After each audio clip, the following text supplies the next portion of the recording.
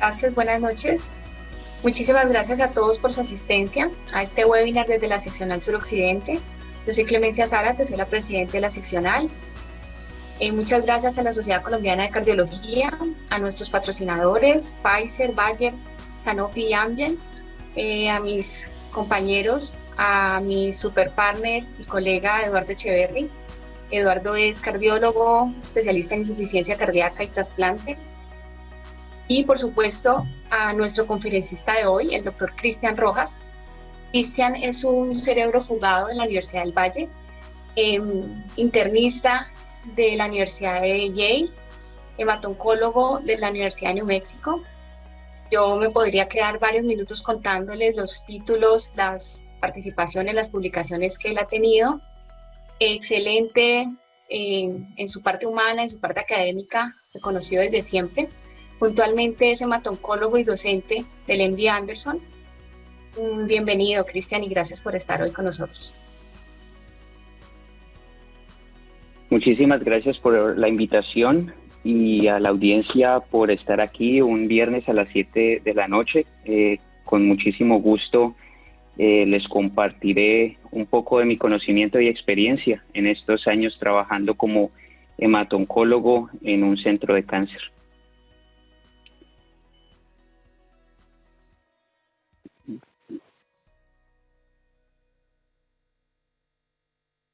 Bueno, muy bien. Entonces, el tópico que vamos a abordar hoy introduce varios escenarios que son de difícil manejo en el área de trombosis asociada a cáncer.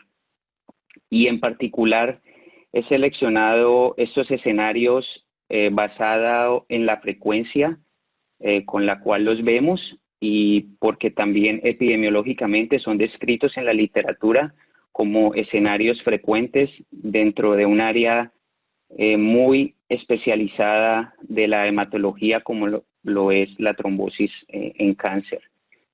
Como la doctora Sara te lo decía, yo soy profesor asistente de la sección de hematología benigna en el Centro de Cáncer MD Anderson en Houston, Texas.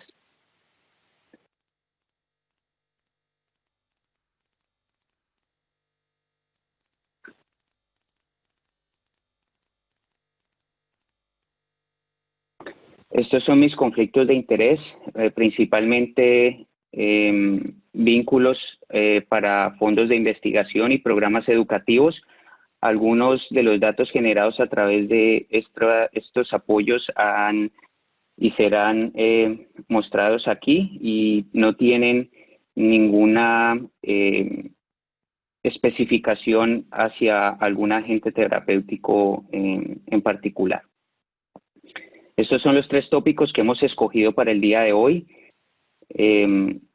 Trombosis en cáncer asociado a tumores cerebrales primarios y en metástasis, tratamiento de trombosis en cáncer y el riesgo de sangrado en pacientes con tumores gastrointestinales, y el escenario de cómo manejar trombosis en los pacientes que sufren trombocitopenia durante el tratamiento o durante la progresión de su enfermedad maligna de base.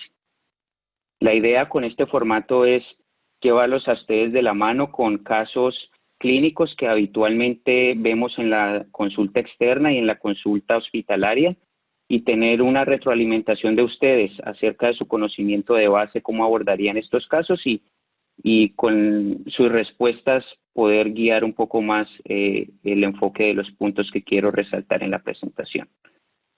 Entonces, para darle a la audiencia una idea de qué tamaño es el problema de trombosis en cáncer, ocurre en un cuarto a un quinto de los pacientes que tienen un diagnóstico de cáncer. El riesgo de recurrencia de trombosis cuando un evento se presenta es mucho más alto en el primer mes desde ese evento que en los meses consecuentes a él.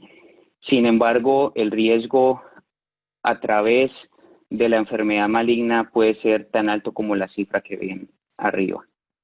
Las recomendaciones en general de las guías clínicas son basadas en estudios randomizados, de comparación, que tienen criterios de exclusión que reducen la posibilidad de sangrado en esos pacientes. Y esos son los escenarios en los que frecuentemente encontramos discrepancias en el manejo o que son un reto mayor para el tratamiento de estos pacientes, como son trombocitopenia severa, específicamente aquellos pacientes que tienen plaquetas por debajo de 50.000, no ha sido clásicamente incluidos en los estudios. Los pacientes que tienen historia de trombocitopenia inducida por heparina, los pacientes que han tenido neurocirugía reciente en las 4 semanas o el mes inmediatamente anterior al diagnóstico de trombosis.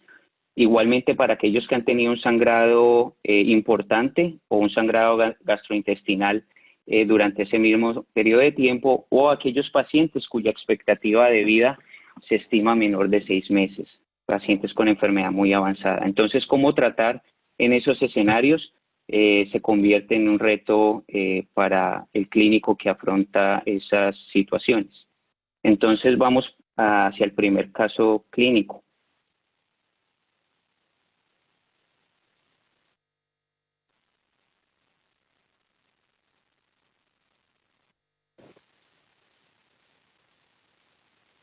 Bueno, muy bien. El primer caso corresponde a un hombre de 60 años que tiene historia de EPOC y recientemente ha sido diagnosticado con adenocarcinoma pulmonar y metástasis pequeñas de menores de 1 centímetro en el lóbulo frontal izquierdo del cerebro, sin evidencia de sangrado en la imagen reciente. El paciente inicia su primer ciclo de quimioterapia con platinos, pemetrexed y pembrolizumab y presenta durante las semanas posteriores un edema de miembro inferior izquierdo y realiza un ecodoppler que confirma una trombosis venosa poplítea. Los laboratorios de química sanguínea, plaquetas y otros de importancia para escoger y determinar el tratamiento son normales. Entonces, las preguntas o las opciones para cómo se debe tratar esta trombosis venosa serían: un filtro de vena cava inferior removible, esperando introducir anticoagulación en un momento posterior; un filtro de vena cava permanente, asumiendo que el paciente en ningún momento va a ser capaz de recibir anticoagulante; anticoagulación a dosis plena con enoxaparina, o tratar de erradicar este trombo en la forma aguda con trombolisis dirigida por catéter. Entonces los invito a que escojan la opción que creen ustedes sería la mejor para tratar a este paciente. Quizás podemos dar unos 30, 45 segundos y vamos viendo entonces las respuestas.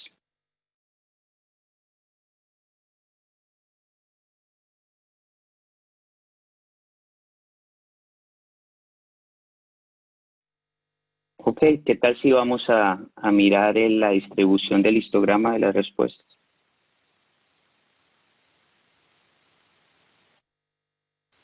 Muy bien, la mayoría de ustedes abordarían el caso con dosis plena de enoxaparina y de una forma, una proporción similar para las otras opciones, considerando un filtro de vena cava y trombolisis por catéter. Muy bien, espero que con las siguientes diapositivas podamos aclarar un poco más en qué escenarios utilizaríamos cada una de estas estrategias.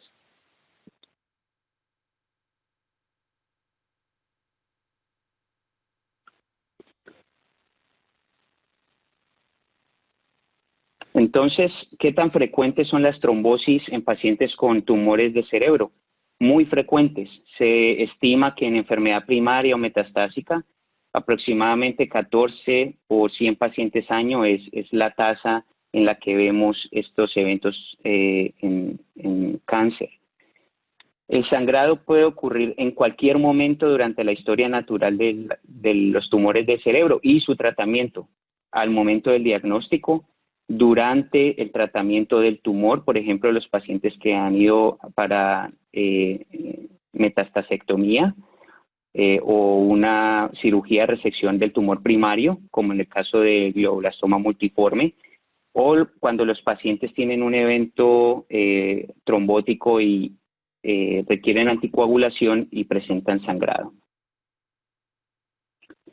Hace unos años, en colaboración con uno de mis grandes amigos e investigadores en Colombia, el doctor García Perdomo, y uno de mis colegas en Anderson, nos embarcamos en la tarea de recoger todos los datos que había hasta ese momento para resolver este dilema. Y nos embarcamos en una revisión sistemática y un metaanálisis de los estudios grandes, randomizados, que comparaban anticoagulantes orales, específicamente warfarina en ese momento, y heparinas de bajo peso molecular, como enoxaparina y dalteparina, y tratar de mirar qué tan frecuente era este problema. Logramos resumir los estudios a un total de casi 2.100 pacientes que habían recibido estas terapias, y determinamos que la incidencia de sangrado era muy pequeña intracerebral, menos del 1% durante 6 meses de anticoagulación. Los resultados de estudios recientes con los anticoagulantes orales directos como apixaban, rivaroxaban y edoxaban han mostrado una incidencia de sangrado intracerebral comparable a la de estos estudios. Y también, si vamos al detalle y analizamos la población de pacientes con tumores cerebrales que han sido incluidos en estos estudios, pues nos encontramos la primera dificultad, y es que muchos de estos estudios han excluido pacientes que tienen metástasis o enfermedad primaria que no ha sido tratada aún. Es decir, el paciente con glioblastoma multiforme que tiene una trombosis que se diagnostica al mismo tiempo que su tumor, o pacientes que tienen una metástasis en cerebro que produce edema, síndrome convulsivo, son llevados a metastasectomía y durante el posoperatorio presentan una trombosis. Entonces, ¿qué hacer en estos escenarios? Aunque los datos de los estudios clínicos no muestran que haya una diferencia entre los agentes que se escogen y que la frecuencia de esta complicación es pequeña, pues no aplica a estos escenarios en particular. Entonces, ¿qué otros datos existen en la literatura? El primer estudio que quiero resaltar es un estudio de la Escuela de Medicina de Harvard que realizó un estudio de casos y controles publicado hace unos años, en el que observaban pacientes con tromboembolismo venoso que habían sido tratados con dosis plenas de enoxaparina, y compararon con un grupo control de pacientes con tumores de la misma característica en el cerebro, primarios metástasis principalmente, y trataron de mirar la incidencia de sangrado en ambos grupos y cuáles eran las características que importaban en esta incidencia. Y encontraron, cuando miran ustedes aquí los resultados de la regresión multivariable, que el mejor o el mayor predictor de incidencia de sangrado es la histología de tumor y no la presencia del anticoagulante. Para tumores que son clásicamente vasculares, melanoma, células renales, cáncer de tiroides, coriocarcinoma, estos son tumores que se alimentan de factores de crecimiento vascular y que, o de podoplanina en el caso de las malignidades primarias del cerebro, y estos están relacionados con un incremento en el riesgo de sangrado. Entonces, la primera lección aprendida es la histología del tumor es quizás el aspecto de predicción más importante antes de escoger el tratamiento. Y esto queda evidenciado en otros metaanálisis de estudios no randomizados, pero sí de cohortes, que han mirado de nuevo si altera o no esta incidencia de sangrado la presencia de un anticoagulante. En los estudios de metástasis, la respuesta es no hay diferencia en la incidencia de sangrado. Y para los tumores primarios, los glioblastoma y gliomas de alto grado, sí hay un incremento en la incidencia. Es este subgrupo, un grupo que ahorita está siendo sujeto de investigación, pues sabemos que los glioblastomas tienen ambos alto riesgo de sangrado y alto riesgo de trombosis. Pero para metástasis parece ser claro que la respuesta es anticoagulación no aumenta el riesgo de sangrado. Ahora, ¿qué pasa con los pacientes que han ido recientemente a neurocirugía? Pacientes que han tenido craniotomía durante los últimos 3 o 5 días antes del diagnóstico de la trombosis. Las preguntas para hacerse ¿son estos lesiones de alto riesgo de sangrado, como las que acabamos de discutir? O si hay alguna contraindicación para anticoagulación. Si la respuesta es sí, las imágenes muestran sangrado posquirúrgico o el paciente está muy pronto, menos de 5 días después de la craniotomía y una trombosis se diagnostica, pues la respuesta es un filtro de vena cava inferior. En general, en oncología se prefieren los filtros removibles en lugar de los filtros permanentes, porque existen datos de cohorte bien sólidos que muestran que a largo plazo los filtros inducen un aumento en el riesgo de trombosis venosa de miembros inferiores. Entonces, si la contraindicación es transitoria, tratamos de poner un filtro transitorio o removible. Si es la respuesta a estas 3 preguntas es no, entre el equipo de neurocirugía y en mi centro, generalmente el hematólogo y el oncólogo primario del paciente deciden iniciar anticoagulación sin antes haber hecho un scan de cerebro sin contraste para determinar si hay algún sangrado posquirúrgico. Si no es así, se recomendaría entonces iniciar con un goteo de heparina, y en 24 horas usualmente nosotros repetimos un scan. Si no hay sangrado, entonces se hace una conversión o una transición a heparinas de bajo peso molecular. Si hay sangrado o la anticoagulación no es tolerada por sangrado no solo en el cerebro, sino importante en otra localización, optamos por la elección de un filtro de vena cava inferior. Este algoritmo es un algoritmo que se desarrolló con datos del centro del hospital de Johns Hopkins, y su autor principal es el jefe de las guías de trombosis venosa del NCCN, que son las guías de manejo de cáncer en los Estados Unidos. Esto es basado en experiencia institucional y no en un estudio randomizado. Sin embargo, es lo que la mayoría de los expertos consideran como el tratamiento apropiado para hacer. Entonces, los mensajes para el primer caso no hay una contraindicación absoluta para el uso de anticoagulación en pacientes con metástasis de cerebro. Si la imagen reciente muestra no evidencia de sangrado y no hay otra contraindicación para el inicio de anticoagulación, se puede hacer.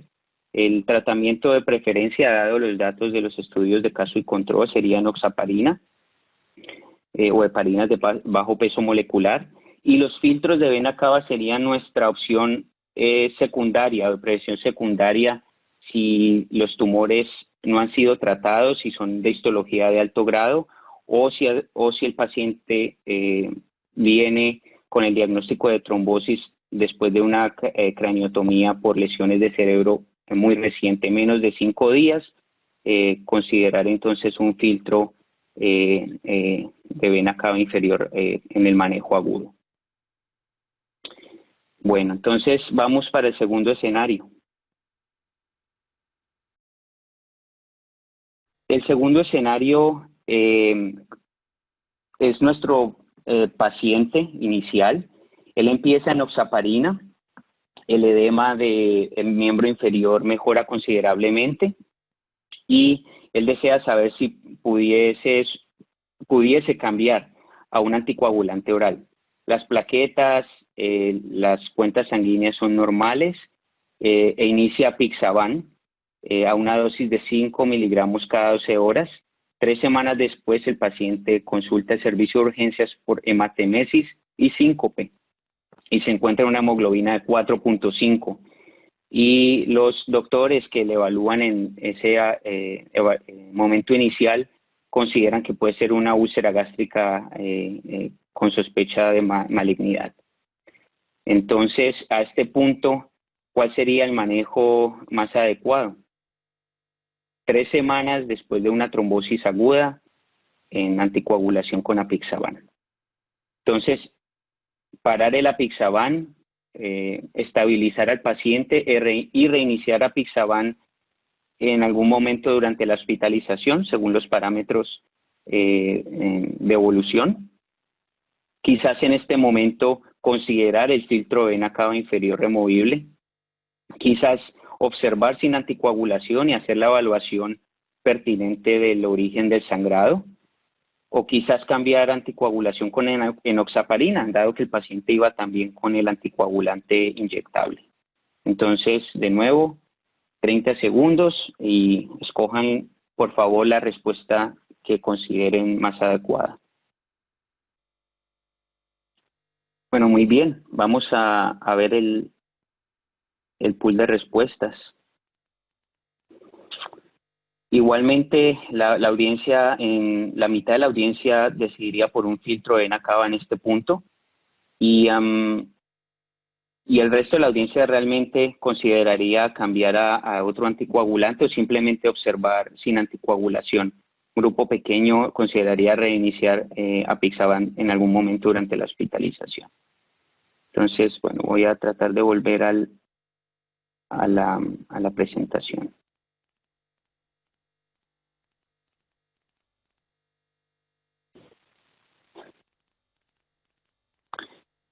Entonces, ¿cómo abordamos el tratamiento de estos pacientes con alto riesgo o que tienen sangrado gastrointestinal? Entonces, ¿qué tan frecuente es el problema? Si nos enfocamos en los pacientes con tumores gastrointestinales, es también bastante frecuente, es mucho más frecuente, 3 veces más frecuente en los pacientes con tumores del tracto alto, esófago y estómago, que del tracto bajo colorectal. ¿Qué tan representativa es la población de pacientes con tumores gastrointestinales en estos estudios clínicos que han evaluado anticoagulantes orales y parenterales? Bastante robusta, 1/4 a 1/3 de los pacientes en estos estudios tienen tumores en esta localización. Entonces, se estima que los datos disponibles son robustos para hacer o tomar decisiones. Y la contraparte es cuando un sangrado de vías digestivas significativo, severo, ocurre en pacientes con cáncer, ¿cuáles son las fuentes de sangrado más comunes? Y se pensaría que el tumor hasta que no se pruebe lo contrario. Sin embargo, los tumores son responsables de 1/3 de estos sangrados. Las patologías de medicina interna clásicas como úlceras, hipertensión portal o malformaciones vasculares del tracto digestivo, en conjunto son más frecuentes que el tumor per se. Entonces, es importante tener en cuenta porque un paciente con un tumor de vías digestivas que sangra no necesariamente es el tumor y no necesariamente es una contraindicación absoluta y perpetua para anticoagulación. Es importante completar el esquema de evaluación para determinar la etiología y asimismo determinar cuál sería el riesgo de sangrado y determinar en qué momento reiniciar la anticoagulación si es adecuado. Entonces les quiero compartir específicamente la experiencia de sangrado digestivo con los anticoagulantes modernos. Estos son los 2 primeros estudios que se reportaron para el uso de anticoagulantes directos orales, el Hokusai, que es el estudio de Edoxaban, y SELECT-D, que es el estudio de rivaroxaban. Estos estudios fueron realizados y utilizaron el mismo punto de comparación que fue la dalteparina, una heparina de bajo peso molecular, más conocida como Fragmin. Y ustedes pueden ver cuando dividimos los sitios de sangrado o los tumores primarios de los pacientes que tuvieron un sangrado severo, pues la mayoría son en pacientes que tienen tumores del tracto gastrointestinal alto o en general del tracto gastrointestinal. Y la principal diferencia entre los dos subgrupos de intervenciones viene de sangrado del tracto digestivo alto. Esto está un poco invertido en el estudio de rivaroxaban, pero aquí tengo que hacer una aclaración. Este estudio fue un estudio exploratorio piloto que no se completó con el tamaño que Hokusai tuvo y tuvo un análisis interino justo la mitad del avance del estudio y se encontró que los pacientes con tumores de esófago y estómago estaban sangrando muchísimo. Entonces se hizo una modificación en el protocolo en la que la segunda mitad del estudio excluyó esos pacientes. Si esos pacientes hubiesen sido reclutados consecutivamente en esa segunda mitad, se espera que esta diferencia hubiese sido similar a la de Hokusai. Viene entonces el estudio más reciente, que es el estudio Caravaggio, que es el estudio de apixaban, estudio grande, robusto, del mismo tamaño que el Hokusai, cuyo objetivo primario fue la eficacia para trombosis venosa recurrente y tuvo un desenlace secundario para sangrado severo. Y ustedes pueden ver que hubo una ventaja con apixaban que alcanzó para el margen de no inferioridad, es decir, son comparables y probablemente apixaban representa una ventaja sobre las anticoagulantes inyectables. Sin embargo, adicional a esto, el riesgo de sangrado comparado con los otros dos agentes de anticoagulación oral directa no fue diferente en esta ocasión. Y cuando miramos los subgrupos de pacientes por el lugar del sangrado y por el tipo de tumor y de anticoagulante que estos pacientes recibieron, también pueden ver que la incidencia de sangrado gastrointestinal no fue diferente en ambos grupos. Entonces, esto es un poco un giro en el estándar de cuidado, y es que dentro de los anticoagulantes orales, apixaban representa un margen o un perfil de seguridad similar al de las heparinas de bajo peso molecular. La limitante de este estudio es que solamente 4 a 5% de toda la muestra correspondía a pacientes con tumores del tracto gastrointestinal alto. Entonces, quizás para tumores del tracto bajo es bien claro que apixaban puede ser una buena opción dentro de los orales, y para los tumores del tracto alto quizás necesitamos más datos, y en este momento sé que hay estudios o metaanálisis en curso tratando de mirar este subgrupo de pacientes como un todo, los pacientes con anticoagulantes orales y sangrado gastrointestinal alto. Estas son las guías con la actualización más reciente, las guías de oncología de Estados Unidos, en NCCN, las guías europeas y las guías de MD Anderson. En general, la primera opción es heparinas de bajo peso molecular. Si los pacientes o si se considera un agente oral, pues tener en cuenta los aspectos de tumores del tracto gastrointestinal, pero quizás apixaban empieza a ser una de las opciones atractivas en estos pacientes. ¿Qué pasa cuando los pacientes sangran? Sin importar cuál sea el anticoagulante, pues hacemos lo que habitualmente haríamos, una estratificación del riesgo y de morbilidad.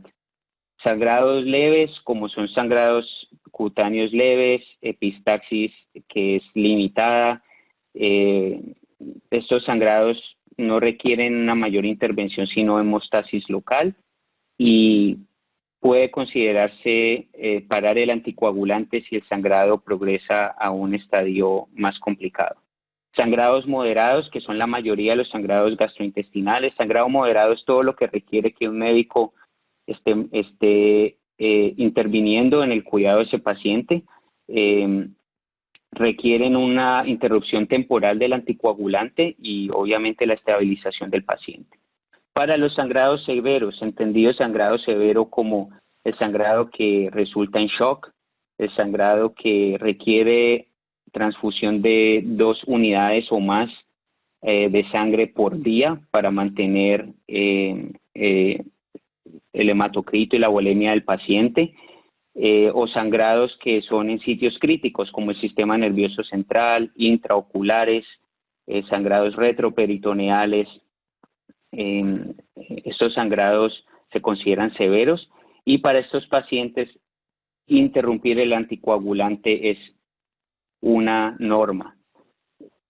El siguiente paso sería escoger un agente antídoto o un agente que pueda revertir el defecto de la coagulación inducido por estos medicamentos, protaminas si son heparinas, productos del plasma o complejos de protrombina, vitamina K si es warfarina, y los antídotos específicos para los anticoagulantes orales.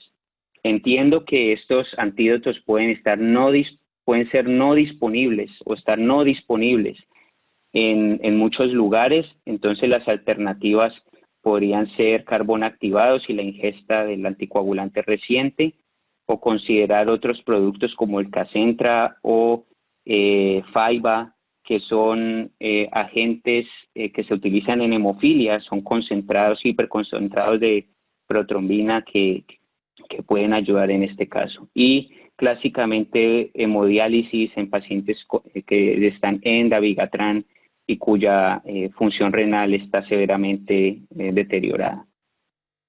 Entonces hablemos un poco acerca de los antídotos. Esta no es una revisión profunda de los antídotos, pero sí como de los puntos claves. Para los anticoagulantes orales directos existen 2 antídotos aprobados por la FDA, Idarucizumab y Andexanet alfa. También existen otros productos que se han utilizado con buena experiencia clínica, principalmente los concentrados de protrombina y también el plasma fresco congelado, que ha perdido en estos momentos popularidad dada la disponibilidad y los datos de control de sangrado con estos agentes que ya les mostraré en un minuto. Y otros agentes como Novo7 o el factor recombinante del factor 7 y antifibrinolíticos como el ácido tranexámico o el ácido aminocaproico que se utilizan en algunos escenarios. Entonces, ¿qué son estos complejos? Son complejos coagulantes utilizados generalmente en pacientes con hemofilia e inhibidores. Son de administración intravenosa después de reconstitución y proveen para el Faiba, que es un complejo de protrombina activada, provee factor 7 activado, que es la proteína de la coagulación que está activada en este complejo, y todos los otros, la trombina, el factor 9 y el factor 10, están en una forma no activada. Y la dosis de recomendación de tratamiento es entre 50 a 100 unidades por kilogramo. El Kcentra o el complejo de protrombina, se utiliza principalmente como la droga de elección o antídoto para toxicidad por warfarina, antes que el plasma. Tiene un volumen mucho más pequeño, los problemas de reacciones al plasma o de sobrecarga de volumen en el paciente son minúsculos comparados con los que son con el plasma. y provee la trombina, factor 7, 9 y 10, además proteína CIS, antitrombina 3 y albúmina. Y las dosis se calculan basadas en el factor 9, entre 25 y 50 unidades por kilogramo, con una dosis máxima de 5.000 unidades en una sola dosis. Los inhibidores específicos, idarucizumab para dabigatran y andexanet alfa para los inhibidores del factor 10, tienen diferentes mecanismos de acción. Idarucizumab es un anticuerpo que se une a dabigatran y sus metabolitos e interfiere su interacción con la trombina, es decir, la inhibición de nueva trombina no ocurre. El andexanet alfa es una trampa o es un sustrato falso para los inhibidores de factor 10, ha sido probado en rivaroxaban y apixaban principalmente. Hay unos pocos datos en edoxaban, pero apixaban y rivaroxaban principalmente. Y ustedes pueden ver la farmacocinética en la diapositiva. Son medicamentos de acción muy rápida y la duración también es prolongada. Para idarucizumab usualmente, o a veces, perdón, requiere una segunda dosis después de 24 horas, mientras que para andexanet alfa, aunque su duración es corta, dosis subsecuentes no se han estudiado en los experimentos clínicos, porque andexanet tiene la contraparte que puede independientemente activar el factor 7 y puede inducir trombosis en algunos pacientes. Entonces, se da en dosis única. Y el segundo conflicto que algunas veces tenemos es el precio. En el escenario ideal, donde todos estos antídotos están disponibles, a veces se convierte el precio en el factor limitante. Los complejos de protrombina son alrededor de 10 veces más baratos que el andexanet alfa, por ejemplo. Sin embargo, esto es algo que dinámicamente va a cambiar en la medida que el antídoto se vuelva disponible. Entonces, en los sangrados severos gastrointestinales con una caída de la hemoglobina aguda de más de 2 gramos, requiriendo más de dos o más unidades de sangre, el paciente que está en shock, la recomendación sería definitivamente parar el anticoagulante, estabilizar al paciente hemodinámicamente y considerar el uso de estos agentes en las primeras 18 o 24 horas desde la última ingesta del anticoagulante. Las guías internacionales tienen el mismo enfoque, similar a lo que veníamos hablando, y las actualizaciones más recientes también se enfocan en lo mismo. Entonces, una vez manejado el sangrado, la gran pregunta es ¿cuándo se puede reiniciar la anticoagulación? Y durante ese momento de decisión, si es pertinente poner un filtro vena cava inferior. Bueno, otro metaanálisis, este es de otros autores que miraron pacientes que tenían tromboembolismo venoso y fibrilación atrial que presentaron un sangrado gastrointestinal severo.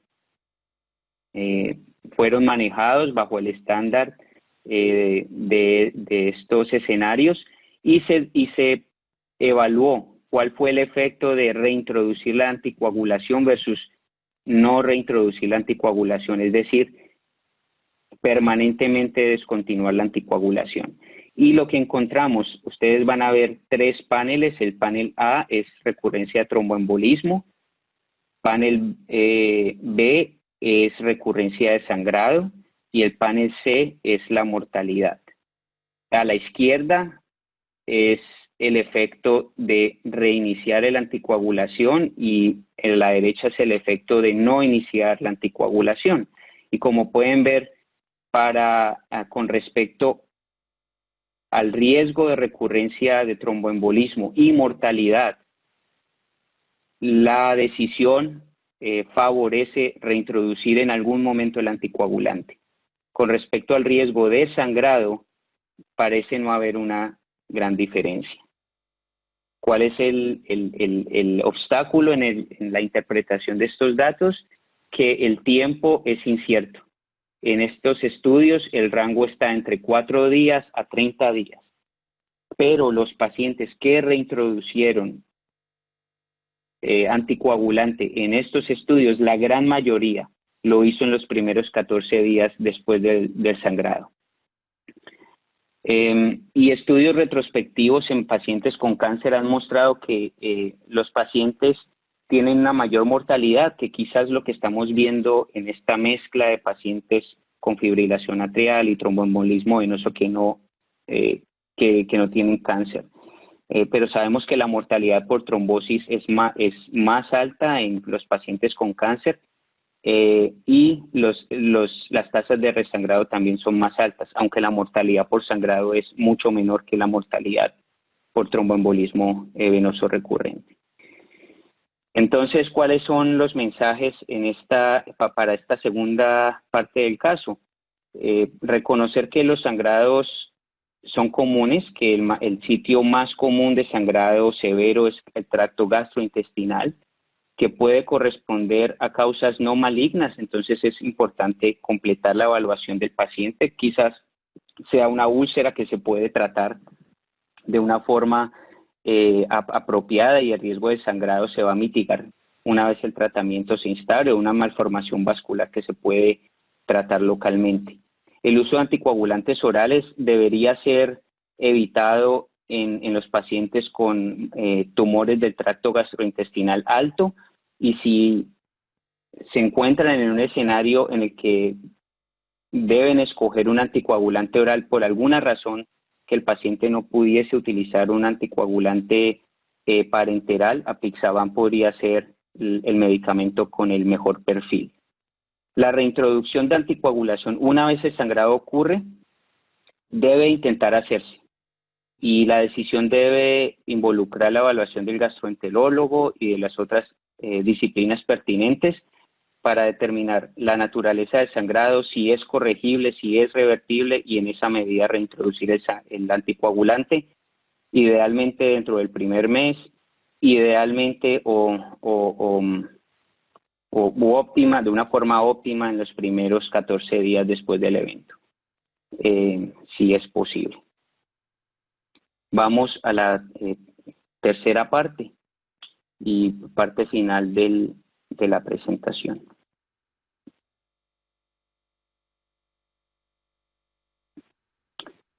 Entonces, para nuestro paciente, como la mayoría de la audiencia seleccionó, durante la hospitalización se implantó un filtro de vena cava removible.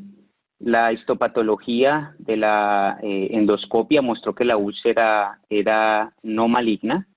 Se trató médicamente y 6 semanas después la endoscopia muestra una resolución de la úlcera y se reinicia anticoagulación con enoxaparina.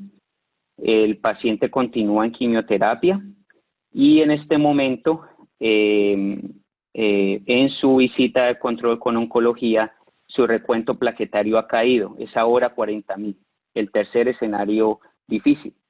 Se sospecha HET porque el paciente se reintrodujo enoxaparina y había estado en enoxaparina durante el mes previo, entonces solo por estos dos factores se consideraría un riesgo por lo menos intermedio, y los anticuerpos fueron negativos. Entonces, trombocitopenia inducida por quimioterapia con HET descartado. Un paciente que sangró y ahora está resuelto ese problema con un evento tromboembólico subagudo a este punto. ¿Cuál sería el mejor tratamiento para la continuación de su trombosis venosa profunda? ¿Qué opciones tenemos? Podríamos reducir la dosis de enoxaparina bajo algún parámetro que tengan ustedes en mente. Podríamos en este momento decidir, las plaquetas están muy bajas, el paciente ha sangrado en el pasado, voy a parar la anticoagulación ahora sí completamente, el filtro está en el lugar, así que no tengo que preocuparme por ello.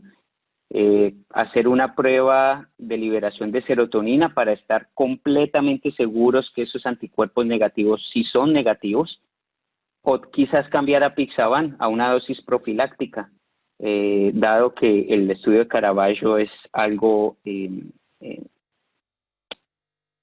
positivo para el riesgo del sangrado. Sin embargo, antes de responder, recuerden que el parámetro de inclusión o el parámetro de plaquetas para estos estudios es 50.000 al momento de la randomización. Este paciente tiene plaquetas de 40.000. Entonces, escojan sus respuestas y vamos a darnos 20 segunditos.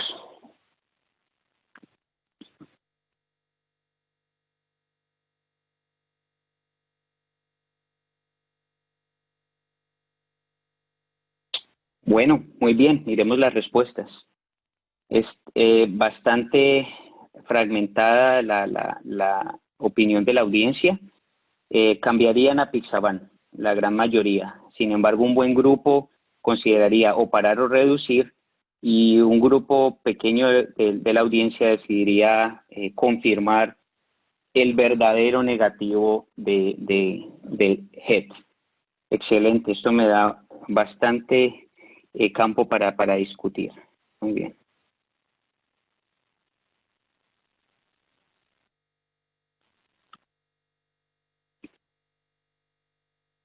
Entonces, trombocitopenia en pacientes con cáncer y trombosis. Esta diapositiva siempre se la presento a mis fellows y residentes. Es la evaluación sistemática y la historia clínica la que va a determinar cuál es la razón de la trombocitopenia, ¿verdad? Todos estos puntajes de probabilidad para HET, DIC, son puntajes que tienen alta sensibilidad, pero no deben reemplazar el juicio clínico. Esto es lo más importante. Entonces, hacer una buena recolección de datos. Medicamentos. ¿Existe algún medicamento recientemente introducido en el paciente? Quimioterapia siempre es el factor número 1 en pacientes con cáncer, pero antibióticos, por ejemplo, vancomicina, que lo hace a través de un mecanismo inmune, heparina, obviamente, y otros. Los pacientes pueden presentar sepsis o coagulación intravascular diseminada. Entonces, hacer una evaluación de los parámetros de coagulación, fibrinógeno, y mirar si el paciente tiene otros síntomas del síndrome o del complejo de inflamación sistémica.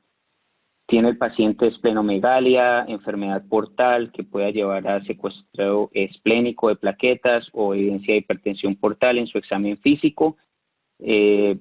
Siempre tratar de mirar el extendido periférico. Es algo que en mi práctica hacemos todos los días. Los pacientes consultados por trombocitopenia, todos miramos el extendido periférico y entrenamos a nuestros residentes y fellows para que estén cómodos con la evaluación de células rojas fragmentadas, que sería el signo patognomónico de microangiopatía. Recordar que en cáncer, microangiopatía no solo es coagulación intravascular diseminada, pueden ser metástasis en la médula ósea, puede ser síndrome hemolítico urémico atípico, que ocurre también en pacientes con cáncer, o puede ser microangiopatía inducida por medicamentos. Los que están en trasplante y están en inmunosupresores como la ciclosporina, en pacientes que están recibiendo quimioterapia como la mitomicina C, o en los pacientes que reciben gemcitabina, que es una quimioterapia que se sabe que induce microangiopatía en dosis, cuando sus dosis acumulan un techo de más de 2 gramos la dosis total. Y pueden también ocurrir fenómenos inmunes.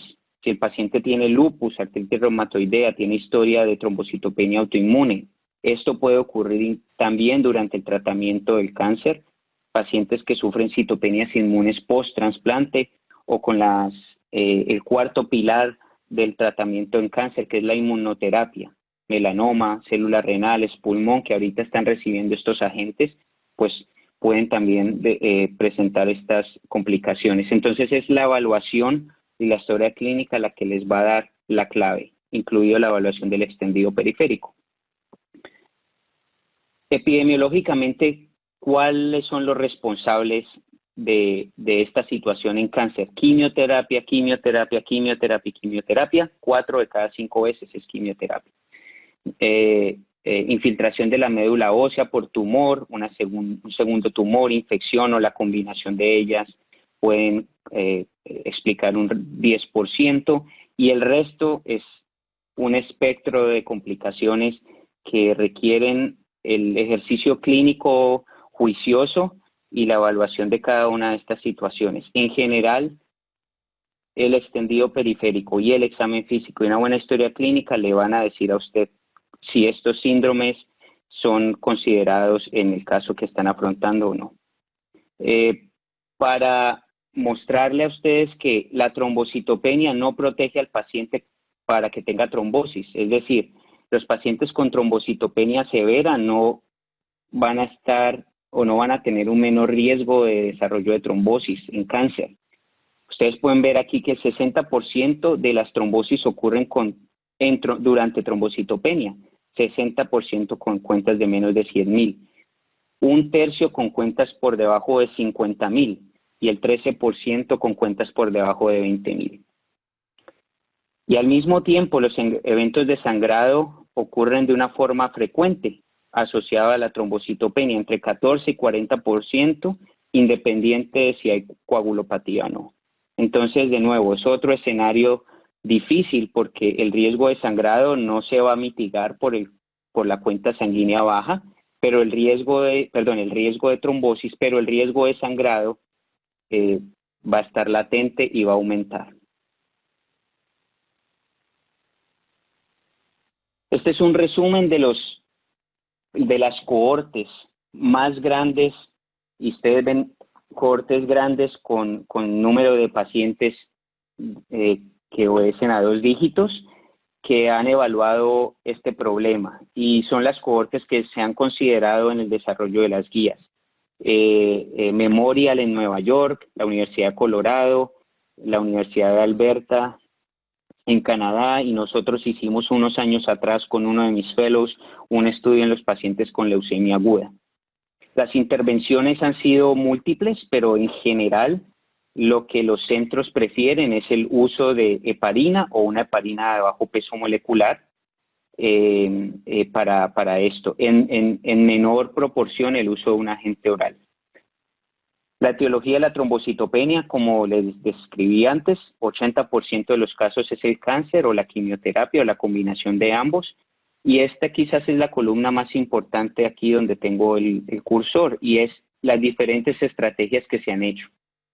Esto es lo que nosotros llamamos un esquema ajustado por recuento plaquetario, es decir, si el paciente tiene una recuento de plaquetas por encima de 50.000, sí está bajo, pero está por encima de 50.000. Los datos de los estudios clínicos son robustos y se puede utilizar la dosis plena. Si está por debajo de 50.000, pueden considerar o una reducción del 50% de la dosis plena. Si están utilizando enoxaparina a 1 miligramo por kilogramo cada 12 horas, lo pueden hacer como 0.5 miligramos por kilogramo cada 12 horas. Y si está por debajo de 25.000, en general se recomienda suspender totalmente la anticoagulación, incluida las dosis profilácticas. Estas son las características de los diferentes estudios, predominantemente trombosis de miembros inferiores y tromboembolismo pulmonar, pero también se han incluido pacientes con trombosis de miembros superiores, generalmente asociada a catéter. Ustedes pueden ver que es variable en general la recurrencia de tromboembolismo, pero en los estudios que han tenido una reducción estricta y con subcategorías en este rango de trombocitopenia, tienen una recurrencia de trombosis que es baja y comparable con lo que sería los números que se han visto en los estudios clínicos a dosis plena en pacientes que no tienen trombocitopenia.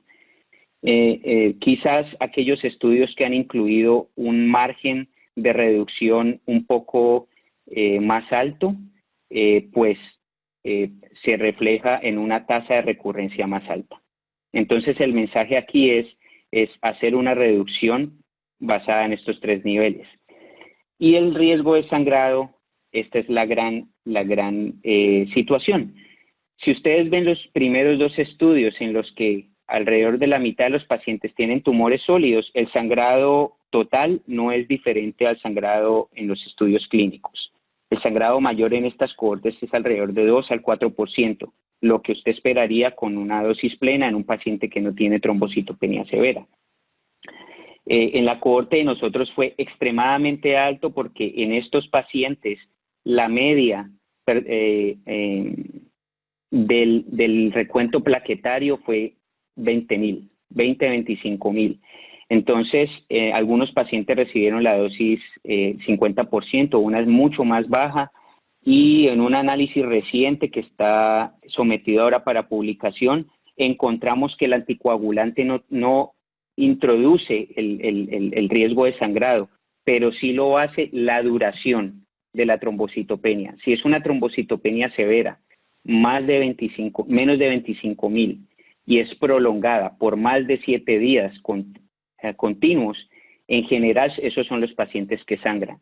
Y ese es el perfil clásico de los pacientes con leucemia aguda. Entonces, si ponemos todos estos datos en unas guías de recomendación, estas son las 2 guías que existen para este problema, las guías de la Sociedad Internacional de Trombosis y Hemostasia, a las cuales pertenezco, y la guía de consenso de Canadá.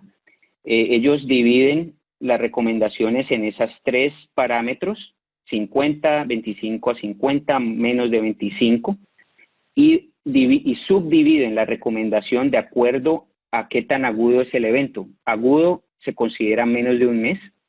Entonces, para pacientes con enfermedad tromboembólica reciente, durante el primer mes, considerar esas dosis ajustadas basadas en el recuento plaquetario.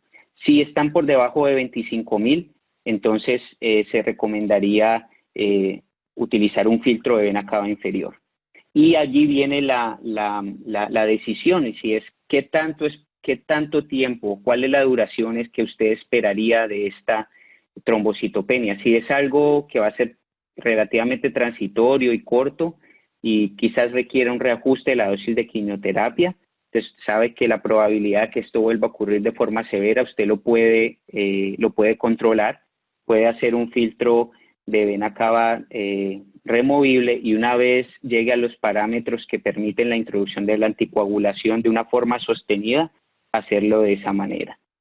Entonces ahí están los mensajes. De nuevo, el nivel de evidencia no es muy sólido porque son estudios de cohortes sin control y basado en el consenso de expertos. Y para terminar, el último segmento es algo que por favor no olviden, y es la trombocitopenia inducida por heparina. Esto es un fenómeno clínico patológico que se caracteriza por la presencia de anticuerpos que son dependientes de heparina y el factor 4 de los gránulos alfa de las plaquetas. Estos dos se atraen uno al otro como magneto por una interacción electrostática, y el complejo es altamente inmunogénico. Se estima que el 50% de los pacientes en el hospital desarrollan este tipo de anticuerpos. Afortunadamente, solamente una pequeña fracción desarrollan anticuerpos que son patogénicos de subtipo IgG. Y estos son los pacientes que presentan trombocitopenia y que sufren un profundo estado de hipercoagulabilidad. Esto es un repaso breve. Los 2 escenarios en los que esto ocurre más frecuentemente es en ortopedia y en cirugía cardíaca. En cáncer, 1% de los pacientes. Y es más frecuente en la medida que la molécula de heparina sea más grande. La heparina no fraccionada es altamente inmunogénica cuando se une al factor 4 de la plaqueta, en comparación con las heparinas de bajo peso molecular, pero puede ocurrir con ambos. Y como la mayoría, si no todas las enfermedades inmunes, son más comunes en las mujeres. Este es el puntaje de las 4 Ts, ustedes lo conocen, lo han utilizado, los cardiólogos lo conocen muy bien. En general es un puntaje de probabilidad y según el tiempo, la magnitud de la trombocitopenia, la relación con la última dosis o la primera dosis de heparina reciente y la presencia de trombosis u otras causas que expliquen la trombocitopenia, de allí la importancia de la historia clínica, estima una probabilidad. Y la probabilidad es pequeña si el puntaje es menos de 4, es decir, si es menos de 4, lo más probable con un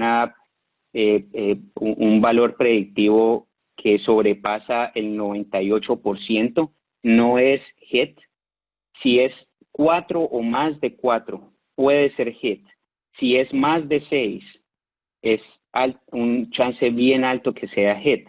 Y en esos casos se recomienda no utilizar este esquema de reducción de dosis de heparina de bajo peso molecular o heparina profiláctica, sino que si usted sospecha HIT, si sospecha que la trombocitopenia no es por la quimio, pero sí por la exposición reciente a heparina, pues debe tratarlo como tal. Y eso implica el uso de un anticoagulante alternativo y mandar o enviar los estudios.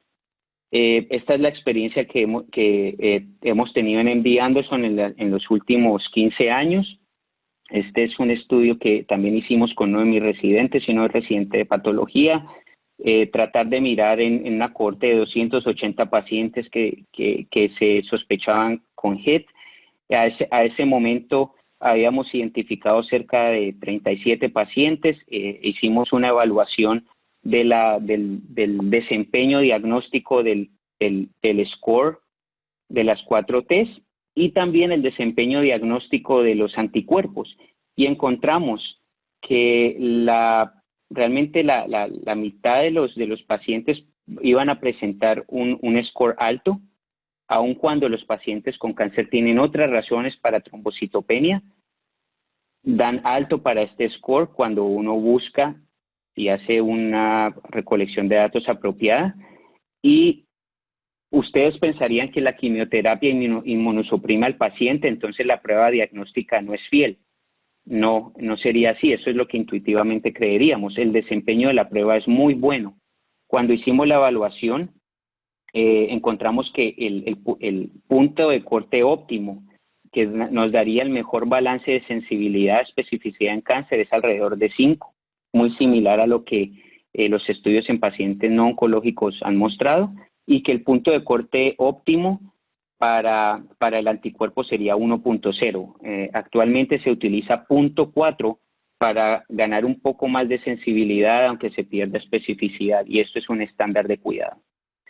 Si lo vemos desde el punto de vista de estadística y de probabilidades, si el score 4T es bajo, es menos de 4, su posibilidad pretest es muy baja.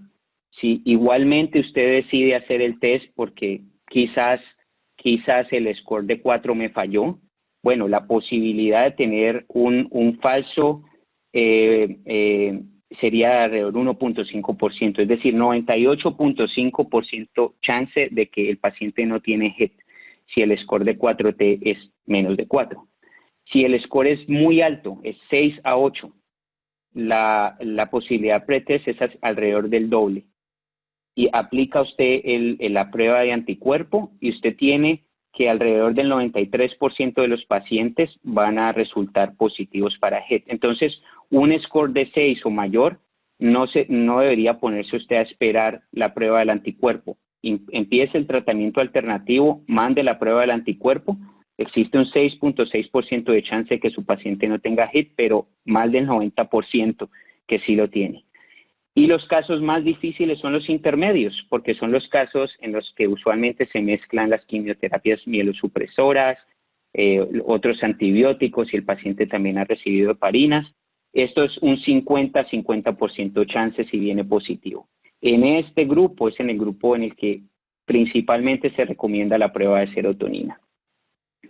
Los anticoagulantes alternativos son varios. Disponibles en los Estados Unidos son vivalirudina, argatroban y fondaparinux o Arixtra, que entiendo que ustedes los tienen también, igual que el vivalirudina. Este medicamento es bastante versátil, tiene una vida media corta. Si el paciente necesita un procedimiento, sangra, la duración del efecto anticoagulante 4 días media sería máximo 2 horas. Es de eliminación enzimática renal, es decir, no tendría un efecto si el paciente tiene un metabolismo, una interacción con las enzimas de citocromo, y desafortunadamente, como los demás, no tiene un antídoto específico. Entonces, para situaciones agudas de monitoreo intrahospitalario, quizás o argatroban son los mejores medicamentos de elección, y fondaparinux para el paciente quizás que está un poco más estable es una muy buena opción también. Nuestra experiencia en MD Anderson con estos casos de HET, nos hemos encontrado que en los pacientes que sufrieron eventos tromboembólicos, la mayoría los tratamos con argatroban, fonda o vivalirudina. Para anticoagulación a largo plazo se utilizó fondaparinux predominantemente, y también los warfarina o los anticoagulantes orales cuando se han empezado a reintroducir en la práctica médica. Y digamos muy reconfortante ver que la recurrencia de trombosis está alrededor de lo que se espera para pacientes con cáncer. Sin embargo, cuando nosotros hicimos el análisis del primer mes, ¿cuál es el chance de que un paciente que tiene HET desarrolle trombosis si el paciente tiene cáncer? Es del 80%. Entonces, cuando usted se enfrenta a este dilema en cáncer, lo mejor es tratar como si fuera HET. Si su evaluación pretest le da un riesgo alto. Las complicaciones de sangrado no son diferentes. El sangrado severo es lo que usted espera para un anticoagulante en enfermedad tromboembólica, y la mayoría de los sangrados son manejables localmente, naso u orofaringeo, con el siguiente gastrointestinal. Entonces, el mensaje es, si usted tiene trombocitopenia en cáncer, haga un buen examen, una evaluación completa. La quimioterapia o el cáncer van a ser los responsables en la mayoría. La quimioterapia no protege al paciente para la trombosis, pero sí hay una forma de hacer la anticoagulación, y es reduciendo las dosis con respecto o con el recuento plaquetario como guía. Y si usted sospecha HET, trátelo como HET. El paciente con cáncer y HET está en un estado tromboembólico muy severo, con un riesgo de tener trombosis en la presentación del HET del 80%. Si usted lo maneja bien, va a reducir ese riesgo a un riesgo que no es diferente al riesgo inherente por la trombofilia asociada al cáncer. Y los efectos o complicaciones de sangrado no se esperan que sean diferentes si lo hace apropiadamente.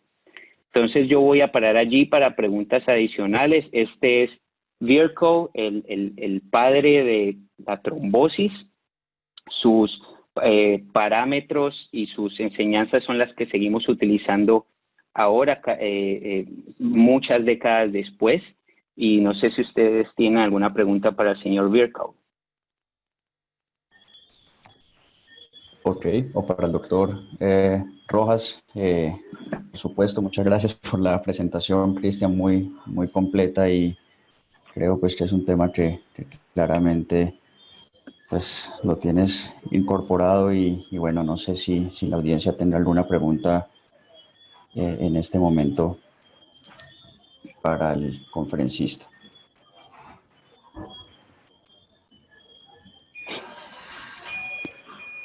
Si no hay preguntas, que veo aquí en el chat, estoy revisando, no veo ninguna escrita. La doctora Clemencia de pronto tendrá alguna pregunta. Yo tengo una, pero primero, por supuesto, las damas y la presidenta. Sí, no, dale, Eduardo. ¿Pregunto yo primero? Sí, dale.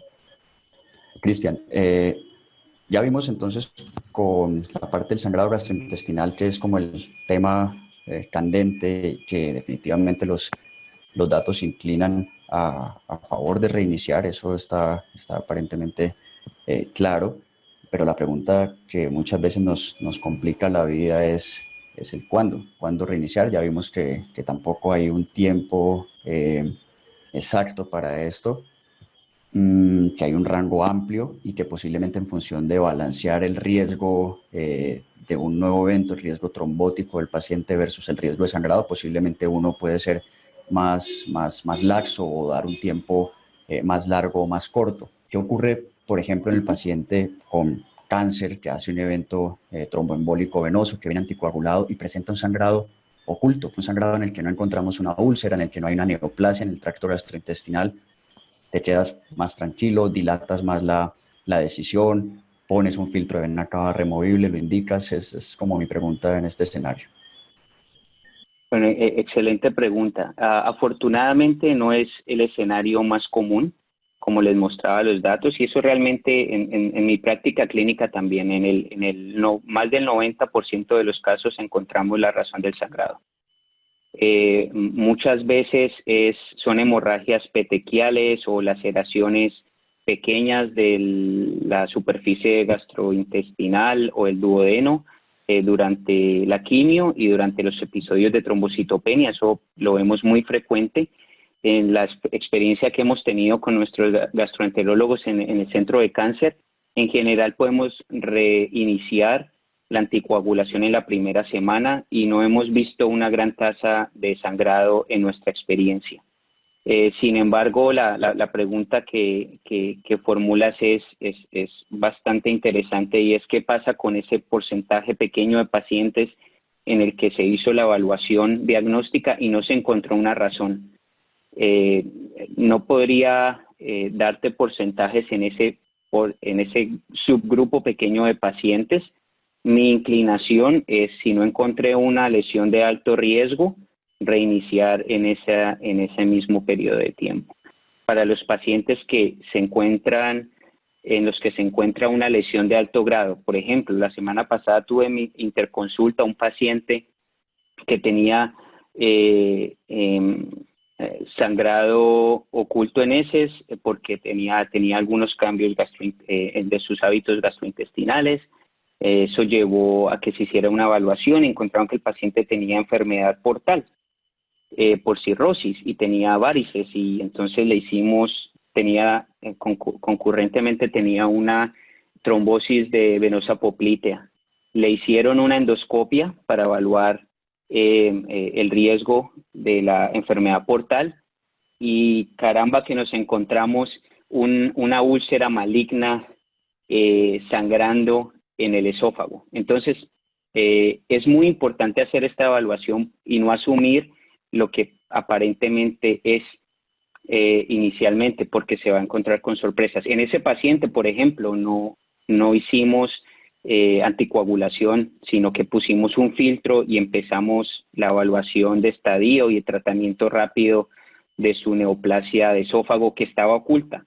Fue la evaluación de ese riesgo de sangrado por su sangre oculta en heces que llevó a este descubrimiento. Entonces, mi mensaje es, en la mayoría de los casos en cáncer, en referencia al cáncer, va a encontrar la razón y deje que esa razón lo guíe en cuanto si es modificable o no el riesgo de esa lesión inmediatamente. Y esto es principalmente cierto para las trombosis que tienen un mes, que han ocurrido en el último mes, porque el riesgo de recurrencia es más alto. Ok, perfecto. Muchas gracias. Veo por acá que se activó la audiencia. Hay una pregunta que hacen respecto a si hay una recomendación diferente para casos de trombosis arterial. Excelente pregunta. No abordé trombosis arterial, ese es otro capítulo, pero si usted combina trombosis venosa y arterial en cáncer, combinadas son la causa de muerte número 2 de los pacientes con cáncer después de la progresión de la enfermedad por cáncer.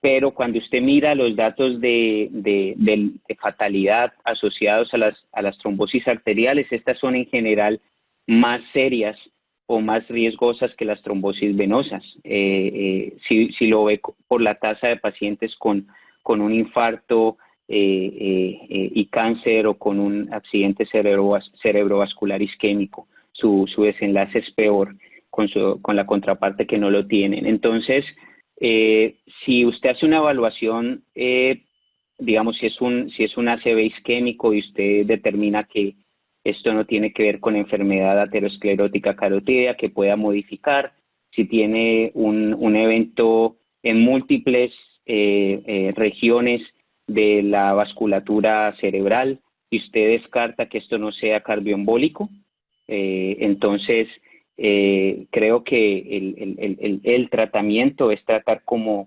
enfermedad tromboembólica en cáncer y es anticoagulación.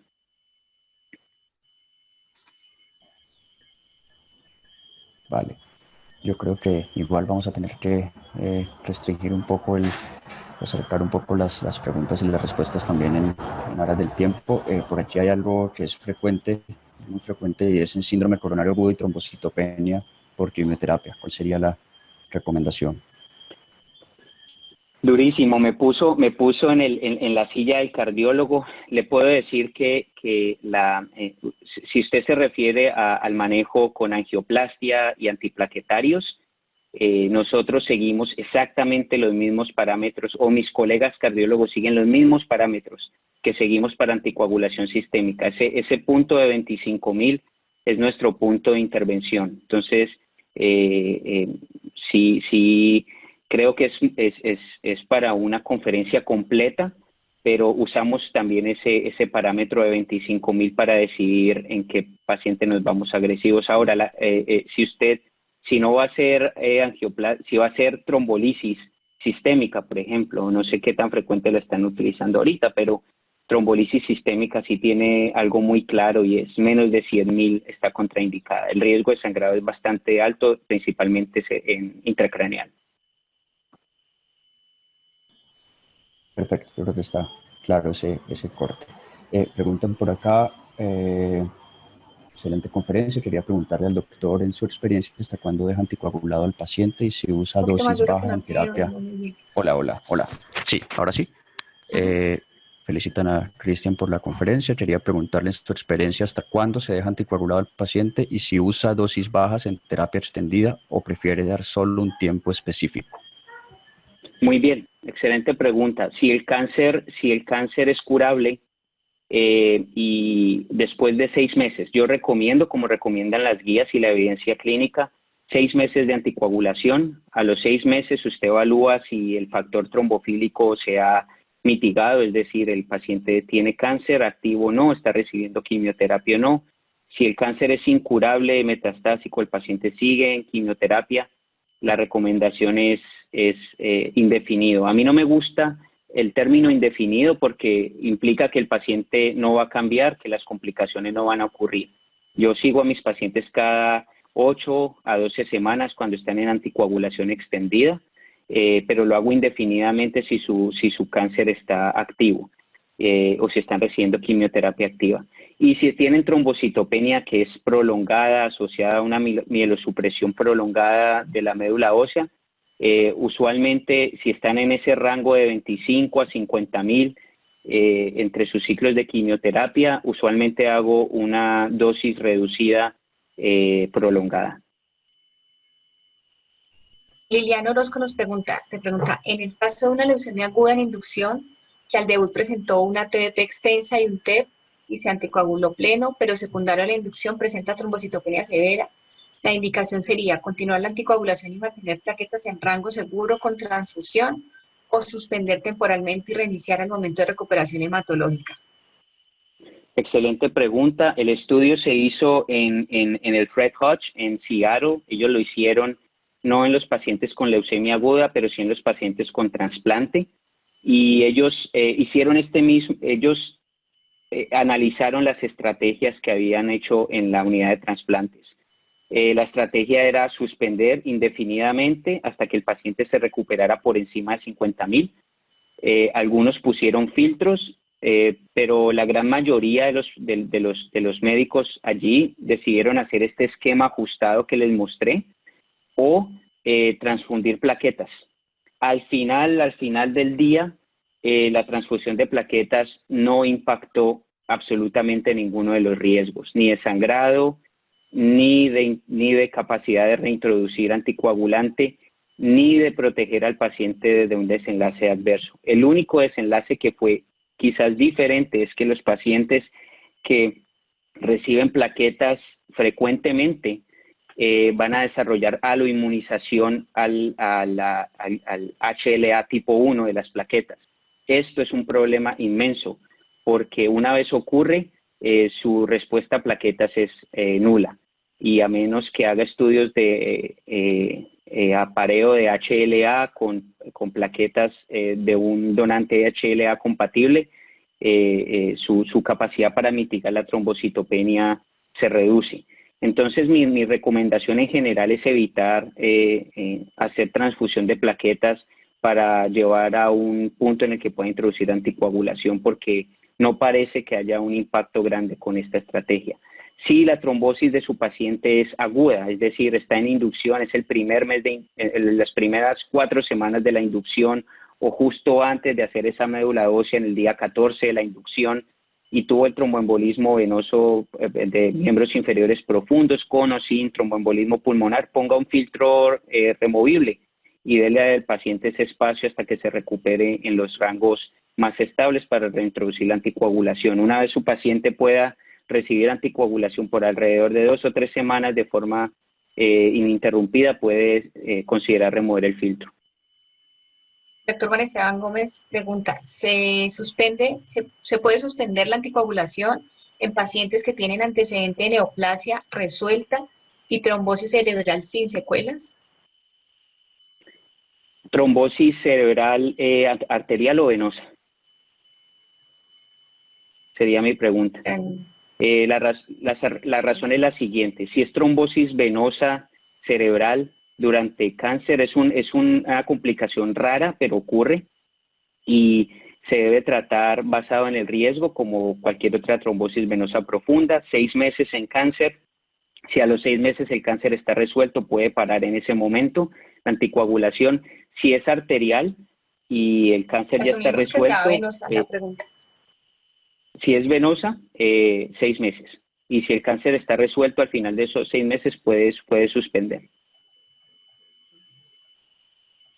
El doctor Carlos Chavarro, que es el jefe de cuidados paliativos de Valle y Lili, nos pregunta, ¿cómo califica la calidad de vida de los pacientes anticoagulados? ¿Considera que es un determinante para modificar la terapéutica? Gracias y felicitaciones. Mi gran amigo y colega que admiro mucho, el doctor Chavarro Domínguez. Calidad de vida es un tópico de interés para mí. Te puedo decir, Carlos, que los pacientes con trombosis venosa sufren deterioro en su calidad de vida desde el punto de vista de síntomas físicos y también psíquicos, sobre todo ansiedad por lo que puede traer el futuro para ellos. Eso es lo que hemos descubierto recientemente en un análisis que estamos haciendo junto con tu institución también, con el doctor Gómez, que está participando con nosotros en un estudio multicéntrico. Otros autores han reportado lo mismo. Los anticoagulantes mejoran esa calidad de vida. El estudio que precedía al Caraballo se llama ADAM-VTE, es un estudio que se hizo en la Clínica Mayo y evaluó parámetros de calidad de vida, y todos ellos mejoraron con la anticoagulación. Entonces, mi respuesta para ti es: ¿anticoagulación tiene impacto en calidad de vida? Sí. Cuando este balance del riesgo de la anticoagulación y el paciente con enfermedad avanzada, con un riesgo de morir o cuya muerte por cáncer se aproxima, este es un tema candente. Lo que sabemos es que en los últimos 7 a 14 días antes de la muerte por cáncer, si es una enfermedad progresiva, el deterioro funcional del paciente es tremendo, el riesgo de sangrado también aumenta. Y recuerda que estos parámetros se han evaluado en pacientes cuya expectativa de vida es entre 3 y 6 meses. Para los pacientes con una expectativa de vida muy corta, no lo sabemos, pero sabemos que prolongar la anticoagulación hasta el mismísimo final puede ser peligroso en algunos pacientes. Entonces, la respuesta corta a tu pregunta es sí, la anticoagulación tiene un impacto en la calidad de vida y hacia el final de la vida debe discutirse con el paciente, tener en cuenta sus valores, sus preocupaciones y si vas a monitorizar o no monitorear las pruebas diagnósticas, recuentos, creatinina, si está sufriendo alguna complicación. Si no, es quizás prudente en esta última fase en el paciente quizás considerar suspender, pero es una evaluación más difícil en ese momento final de la vida. Bien, en aras del tiempo te voy a dejar con 3 preguntas más. Una que hace el doctor Carlos Ortiz en relación con los pacientes con mieloma y quimioterapia que tiene amiloidosis cardíaca sin fibrilación auricular. ¿En qué escenarios consideración de anticoagulación profiláctica? Bueno, ese es también otro tema importante. Estamos hablando de pacientes con cáncer. No se recomienda de rutina. El único parámetro que fue utilizado actualmente para determinar el beneficio de tromboprofilaxis primaria en cáncer es el estudio de Corana o es el puntaje de Corana, y los 2 estudios que se han hecho recientemente, el AVERT y el estudio Cassini con apixaban y rivaroxaban, no está amiloidosis en ese grupo de pacientes, entonces, o en ese puntaje, entonces no se recomienda de rutina. Ahora, si estamos hablando de un paciente con esa misma enfermedad en el que se va a considerar el uso de inmunomoduladores o talidomida, entonces talidomida, lenalidomida, pomalidomida, en esos pacientes por lo menos aspirina. Hay un puntaje nuevo que se desarrolló en la Universidad de Washington, se llama SAVED, S-A-V-E-D, y con este puedes estratificar a tus pacientes en el riesgo de trombosis, y con ese a veces se puede decidir entre aspirina o un anticoagulante oral en dosis profiláctica. En la consulta de cardiología, Cristian, es frecuente, o sea, no es algo raro recibir pacientes con anemia de células falciformes. Sabemos que estos pacientes pues tienen mayor riesgo de enfermedad tromboembólica, pero también mayor riesgo de sangrado. Muchas veces llegan a consulta con síntomas pues inespecíficos, dolor torácico, disnea, en relación con sus comorbilidades y su enfermedad de base, con dímeros D elevados. ¿Crees que existan otros biomarcadores que nos pudieran ofrecer más escalas de riesgo en estos pacientes como para la detección temprana de enfermedad tromboembólica? No en el momento. El dímero D está frecuentemente elevado en esta población. Y una de mis colegas en Hopkins, que ha hecho mucha investigación en esto, estoy hablando lo que he aprendido de ella en cuanto a esta pregunta, es seguir el dímero D, no es un elemento útil para tomar decisiones longitudinales. Creo que seguir los principios básicos, si sospecha de enfermedad tromboembólica por síntomas como utilizar la escala de Wells, si tiene edema o si tiene dificultad para respirar, para evaluar el riesgo de enfermedad tromboembólica y estudiarla. Pero para profilaxis, desafortunadamente no existe un puntaje en este momento. Sí voy a aclararte algo, y es lo que sí sabemos es que este riesgo se asocia a qué tan poco controlada esté la enfermedad de células falciformes. Es decir, si este es un paciente que tiene muchas admisiones por crisis de dolor o por síndromes agudos torácicos, con neumonía, que ha tenido accidentes cerebrovasculares, que tiene hipostenuria, que tiene falla renal, pues sabes que este es un paciente que tiene una enfermedad no controlada. Estos pacientes se benefician de un control con hidroxiurea y tratar de bajar lo que más se pueda la hemoglobina S, idealmente menos del 30%. Si logras eso, y esto es en conjunto con el hematólogo, ahí está tu control tromboprofiláctico. Entonces yo digo que es más tratar la enfermedad de base que tratar de cubrir otros riesgos asociados a esta enfermedad de base con marcadores que no son específicos. Y el control de las otras cosas que pueden estar exacerbando la deshidratación. Y como última pregunta, en anticoagulación en pacientes con cáncer y enfermedad renal crónica, en diálisis, recomendaciones en enfermedad tromboembólica. Ok, han sido excluidos de los ensayos clínicos, sin embargo hay algunos estudios de farmacocinética, hay un estudio hay 2 estudios de pacientes en hemodiálisis con cáncer y sin cáncer, y hay un estudio de base de datos de Medicare en Estados Unidos para pacientes de fibrilación atrial. Para sorpresa de todos, estos pacientes sangran más con warfarina que con los DOACs. Sangran más con warfarina. Entonces, lo que está sucediendo actualmente, en ausencia de un estudio clínico que resuelva el dilema, pero con estas piezas de información, es que si el paciente está en diálisis crónica, esta diálisis que es intermitente 3 veces por semana, se dan dosis regulares de apixaban, tienen par de estos estudios, rivaroxaban también. Si ustedes miran el inserto publicado, aprobado por la FDA para rivaroxaban y apixaban, ya incluye el párrafo que se puede utilizar en pacientes con diálisis y falla renal crónica, diálisis intermitente crónica. No estoy hablando de la diálisis en un evento agudo con hipercalemia, hipervolemia, acidosis severa. No, es el paciente controlado crónico en diálisis ambulatoria. En estos pueden utilizar los DOACs, y esa es mi práctica actual